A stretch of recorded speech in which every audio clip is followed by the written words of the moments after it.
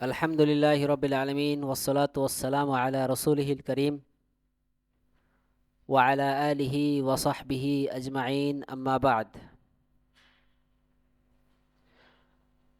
আজকে আমরা মানহাজুস সালিকিন থেকে বাবুল লুকতা অর্থাৎ কুড়িয়ে পাওয়া বস্তুর বিধানসমূহের ব্যাপারে অধ্যয়ন করব। শাইখ আব্দুর রহমান আস-সাঈদী রাহিমাহুল্লাহ বলেন, ওয়াহিয়া আলা সালাসাতি আদরুব আহাদুহা মা তাকিল্লু কিমাতুহু কাস-সাউতি ওয়ার-রাগীফি ওয়া নাহবিহা ফায়ামলিকু বিলা তা'রিফিন। ওয়াল-লুকতাতু হিয়াল মালু দাইউ মিন সাহিবিহি ইয়ালতাকিতুহু গায়রুহু। কুড়িয়ে পাওয়া বস্তু তিন প্রকার। প্রথম প্রকার, যার মূল্য কম, যেমন চাবুক, রুটি এবং এ ধরনের জিনিস, তাই সে কোনো তারিফ অর্থাৎ ঘোষণা ছাড়াই ওই জিনিসের মালিক হবে, অর্থাৎ এই কুড়িয়ে পাওয়া বস্তুর মালিক হবে যদি সে কোনো একটি রাস্তায় কোনো একটা রুটি পায় বা কোনো একটা দড়ি পায় বা চাবুক পায়। কুড়িয়ে পাওয়া জিনিস হলো হারানো বস্তু যা মালিক ব্যতীত অন্য কেউ করিয়ে নেয়, অর্থাৎ লোক তার ব্যাখ্যা করো। অথবা ব্যাখ্যায় বলা হচ্ছে, কওলুহু মা তাকিল্লু কিমাতুহু কাস-সাউতি ওয়ার-রাগীফি ওয়া নাহবিহিমা কাল হাবলি ওয়াল আসা মিনান নুকুদি ফি ওয়াক্তিনা হাযা খামসাতু রিয়ালাতিন ওয়াল করিবু মিনহা ওয়াস-সাউতু হুয়াল জিলদুল মাদফুরু আল্লাযী ইউদরাবু বিহি ওয়াল কায়দাতু ফি হাযা الضرب أنه إذا كانت اللقطة ذات قيمة قليلة لا تتبعها همة أوساط الناس وغالبهم فمن التقطها فإنه يملكها ولا يلزمه تعريفها، لأن الغالب في هذه الأشياء أنها إذا فقدت لا يسعى في طلبها ولا عبرة باهتمام شحيح ولا تعفف كريم. والدليل على هذا حديث أنس أن النبي صلى الله عليه وسلم وجد تمرة فقال لولا أن تكون من الصدقة لأكلتها، أخرجه البخاري ومسلم. وعن جابر بن عبد الله رضي الله عنه قال رخص لنا رسول الله صلى الله عليه وسلم في العصا والصوت والحبل وأشباهه يلتقطه الرجل ينتفع به، أخرجه أبو داود. وقال ابن حجر في الفتح في إسناده ضعف واختلف في رفعه ووقفه। তার কথা অর্থাৎ লেখকের কথা, যে সকল জিনিসের মূল্য কম, যেমন চাবুক, রুটি এবং এই ধরনের বস্তু, যেমন দড়ি, লাঠি, আর টাকা হলে তা বর্তমানে 5 রিয়ালের কাছাকাছি। সাউথ হলো পাকানো চাবুক যা দিয়ে প্রহার করা হয়। আর এই ধরনের জিনিসের ক্ষেত্রে নিয়ম হলো, যদি পড়ে থাকা বস্তুর মূল্য কম হয়, যেই সম্পদ নিয়ে যা নিয়ে মধ্যবিত্ত বা অধিকাংশ মানুষ চিন্তিত হবে না, এই নিয়ে চিন্তা ভাবনা করবে না, তো যে এই ধরনের জিনিস তুলবে, কুড়িয়ে নিবে, তার জন্য ঘোষণা দেওয়া আবশ্যক নয়। কারণ এই ধরনের জিনিসের ক্ষেত্রে প্রবণতা হলো যে তা যদি হারিয়ে যায় তবে তা খোঁজার চেষ্টা করা হয় না। আর কৃপণ ব্যক্তি যে এই ধরনের জিনিস খোঁজে তার বিষয়ে ধার্তব্য নয়। এবং অতি উদার ব্যক্তি যে মানে তার কথাও ধার্তব্য নয়। অতি উদার ব্যক্তি হয়তোবা বড় জিনিসও খোঁজে না, মানে ভালো মূল্যবান জিনিসও খোঁজে না, তার কথাও দাতব্য নয়। তবে মধ্যবিত্ত মধ্যম পর্যায়ের মানুষের কথা ধরতে হবে। আর এর দলিল হলো আনাস রাদিয়াল্লাহু আনহুর হাদিসটি, যে নবী সাল্লাল্লাহু আলাইহি ওয়াসাল্লাম একটি খেজুর পেয়েছিলেন, অথবা তিনি বলেছিলেন, যদি আমি এটা সাদাকার খেজুর হওয়ার আশঙ্কা না করতাম তাহলে অবশ্যই তা খেতাম। হাদিসটি বুখারী এবং মুসলিম বর্ণনা করেন। জাবির বিন আব্দুল্লাহ রাদিয়াল্লাহু আনহু বলেন, নবী সাল্লাল্লাহু আলাইহি ওয়াসাল্লাম আমাদের জন্য লাঠি, চাবুক, দড়ি ও এই ধরনের বস্তুর ক্ষেত্রে শিথিলতা করেছেন। একজন ব্যক্তি তা কুড়িয়ে তা থেকে উপকৃত হতে পারবে। হাদিসটি আবু দাউদ বর্ণনা করেছেন। ইবনে হাজার ফাতহুল বারীতে বলেন, এর সনদে দুর্বলতা আছে এবং এর মারফু ও মাওকুফ হওয়ার ব্যাপারে ইখতিলাফ আছে। ওয়াসানি الضوال التي تمتنع من صغار السباع كالإبل فلا تملك بالالتقاط مطلقا. قوله الضوال التي تمتنع من صغار السباع كالإبل ومثلها البقر والخيل والظباء والطير ونحوها، فإنها تمتنع من صغار السباع كالكلاب ونحوها، فلذا لا يجوز التقاطها لحديث زيد بن خالد الآتي. ومن أخذها ضمنها، فإن دفعها إلى نائب الإمام زال عنه الضمان، ولا تملك بالتعريف لعدم إذن المالك والشارع فيه.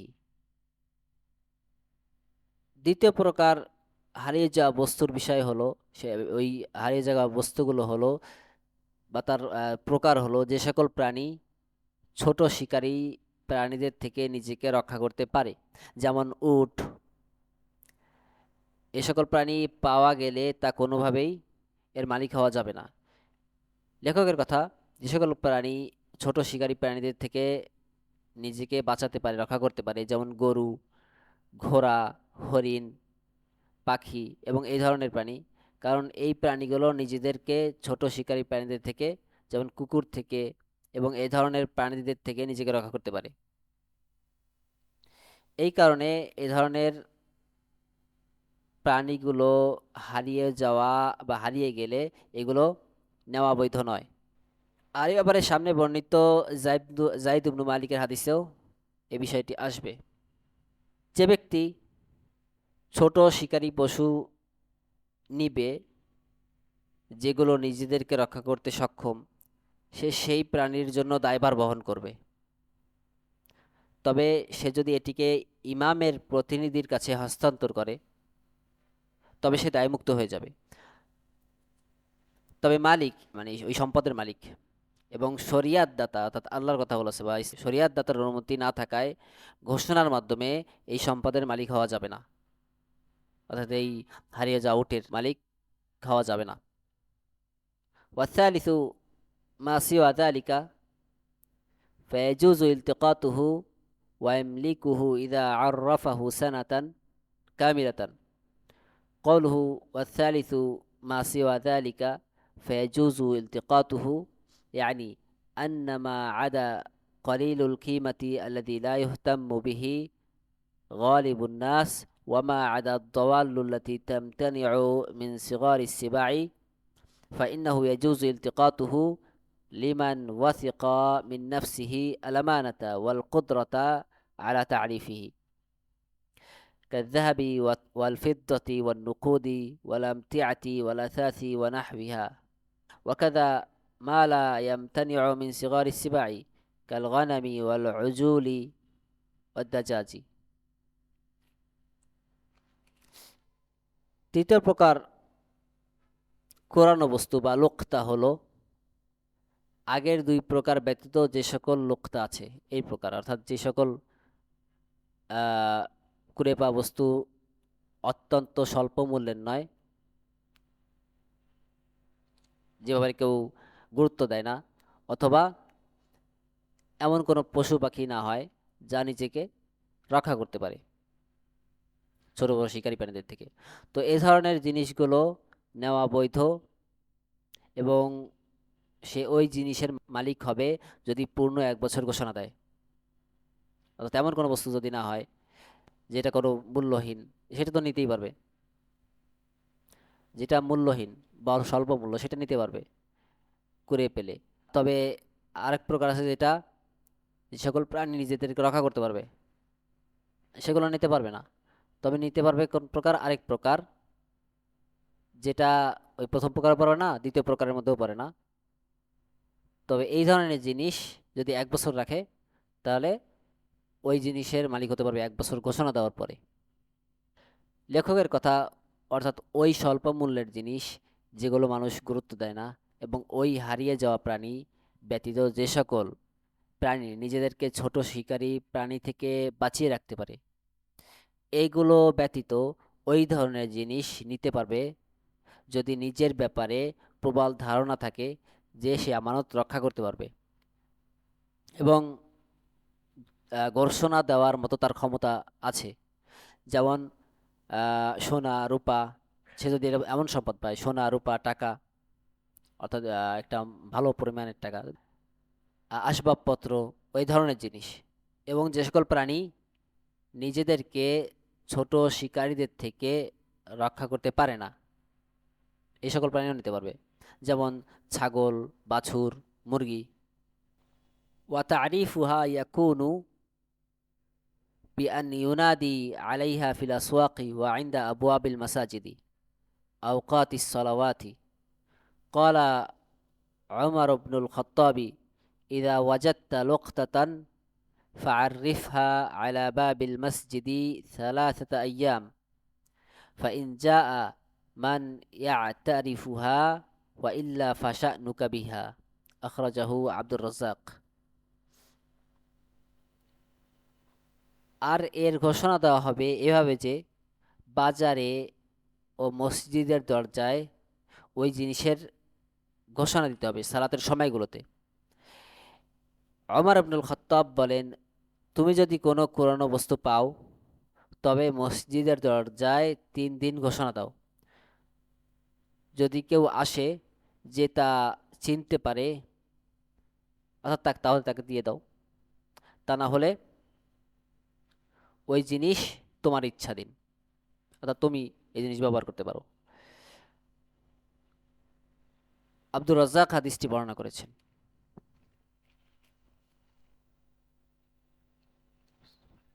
ويقول من ضاعت له نفقة أو نحوها من العبارات ولا يذكر شيئا من الصفات ويكون التعريف من حين التقاطها لأنه أحرى أن يجد صاحبها ولا يلزم أن يكون كل يوم بل يكثر من التعريف في أول الأيام ثم يفعل ما يمكنه أن يجد صاحبها ويستمر بتعريفها لمدة سنة وبعد مرور سنة يملكها لكن إذا جاء صاحبها بعد ذلك فإنه يعطيه إياها لأنها ماله وهو أحق بها ولقوله في حديث زيد بن خالد إذا جاء صاحبها وإلا فشأنك بها। এবারে হারিয়ে যাওয়া বস্তু কিভাবে ঘোষণা দিতে হবে এ ব্যাপারে আরো বলছেন, এবং সে বলবে, অর্থাৎ ঘোষণা দেওয়ার সময়, কার সম্পদ হারিয়েছে, এই ধরনের বাক্যগুলো সে বলবে, কিন্তু সে ওই সম্পদের বৈশিষ্ট্য বর্ণনা করবে না।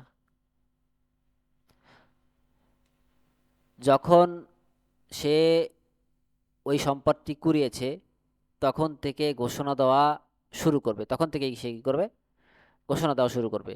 কারণ এটা ওই সম্পদ পাওয়ার, ওই সম্পদের যে মালিক, তার সেই মালিককে পাওয়ার সবচেয়ে উপযুক্ত সময়। প্রতিদিন ঘোষণা দেওয়া আবশ্যক নয়, বরং সে শুরুর দিনগুলোতে বেশি বেশি ঘোষণা দিবে, অতঃপর সে তাই করবে যার মাধ্যমে সে ওই সম্পদের মালিকদেরকে পাবে।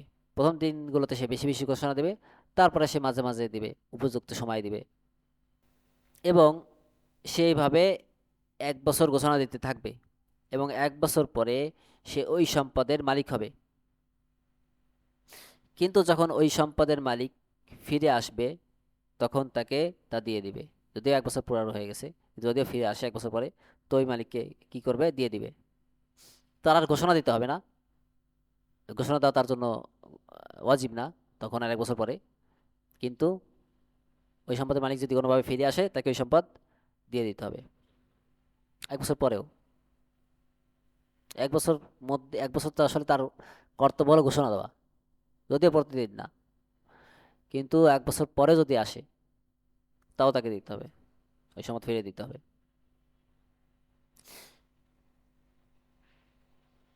কারণ সে ওই সম্পদের মূল মালিক, তাই সে তার অধিক হকদার, ওই সম্পদের অধিক হকদার। যেমনটি জাইদ বিন খালিদের হাদিসে ওমর রাদিয়াল্লাহু আনহু বলেছেন, যখন ওই সম্পদের মালিক আসবে তখন তাকে দিয়ে দাও, অতবার সেটা তোমার ব্যাপার।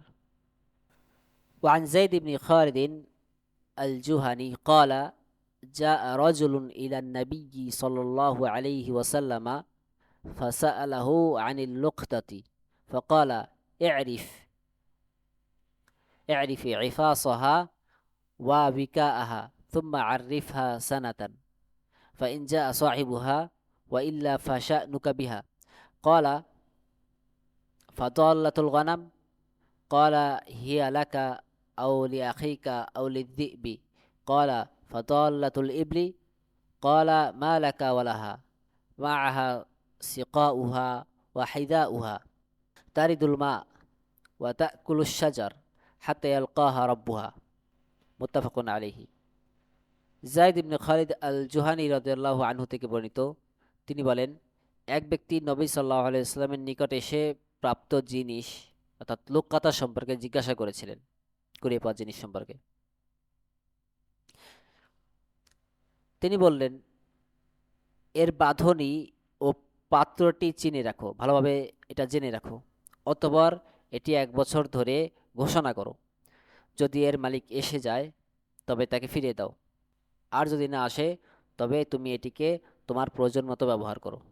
লোকটি জিজ্ঞাসা করলেন, হারিয়ে যাওয়া ছাগলের ব্যাপারে কি করণীয়?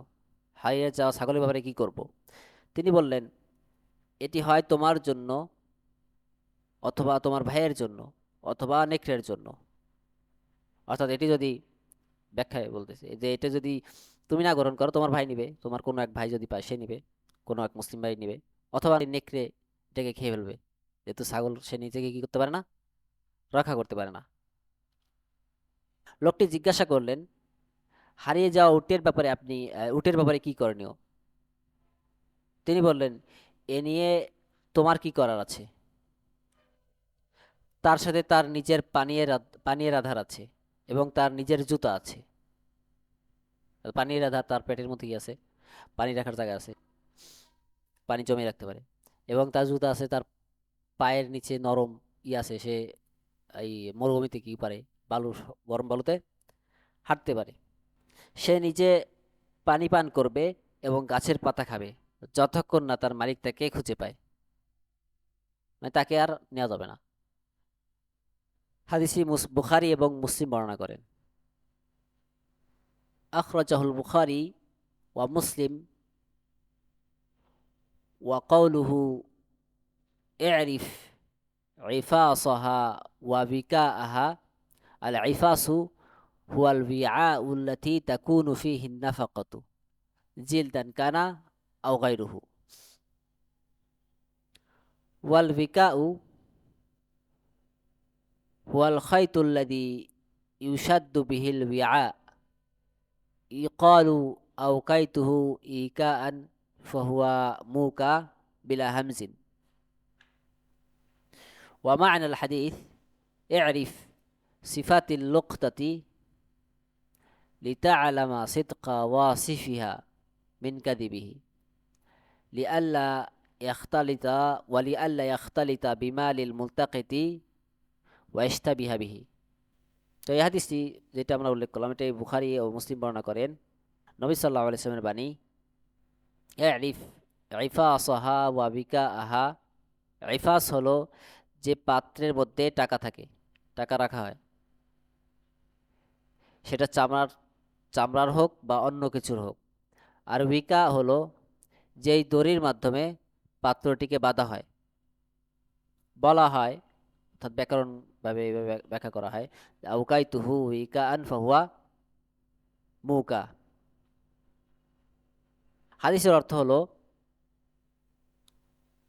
পাওয়া জিনিসের বর্ণনা জেনে নাও, যাতে তুমি এর বর্ণনাকারীর সত্য ও মিথ্যা যাচাই করতে পারো, এবং যাতে যে কুড়িয়ে নিয়েছে তার সম্পদের সাথে তা মিলে না যায়।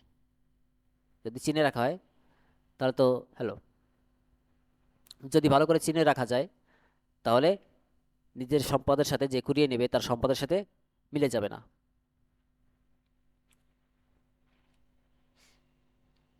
অথবা লেখক রাহিমাহুল্লাহ বলেন, ওয়ালতিকাতুল লাকীতি ওয়াল কিয়ামু বিহি ফারদু কিফায়াতিন। পাওয়া শিশুকে, অর্থাৎ হারিয়ে যাওয়া কোনো শিশু, তাকে যদি পাওয়া যায় তবে তাকে গ্রহণ করা, তার দেখাশোনা করা, এটি একটি ফরজে কিফায়া। লেখকের কথা, হারিয়ে যাওয়া শিশুকে পাওয়া গেলে তাকে গ্রহণ করা এবং তার দেখাশোনা করা এটি ফরজে কিফায়া।